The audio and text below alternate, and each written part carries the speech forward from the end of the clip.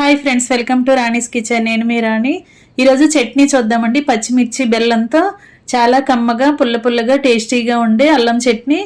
ఈ చట్నీ అనేది ఇడ్లీకి దోశకి చాలా చాలా బాగుంటుందండి. చిన్న పునుకలకి కూడా చాలా చాలా బాగుంటుంది. ఆ ప్రాసెస్ అంతా చూద్దాం.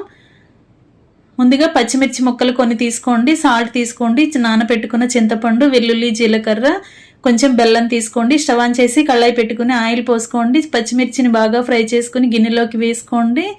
పచ్చిమిర్చి బాగా ఫ్రై అయిన తర్వాత 2 అంగుళాల అల్లం ముక్క తీసుకుని దానిని కూడా ఆయిల్లో పచ్చివాసన అంతా పోయే వరకు బాగా ఫ్రై చేసుకుని అది కూడా గిన్నెలో పెట్టుకోండి. ఇప్పుడు మిక్సీ జార్ తీసుకుని పచ్చిమిర్చి, అల్లం ముక్కలు, వెల్లుల్లి, జీలకర్ర, బెల్లము, చింతపండు, అలాగే కొంచెంగా సాల్ట్ వేసుకుని మెత్తగా గ్రైండ్ చేసుకోండి. ఈ గ్రైండ్ అయిన చట్నీని గిన్నెలోకి తీసుకోండి. ఈ చట్నీ అనేది చాలా చాలా పుల్లగా తీయగా చాలా చాలా బాగుంటుందండి. తప్పకుండా ఈ ప్రాసెస్లో చేసి చూడండి. Thanks for watching. నేను మీ రాణి.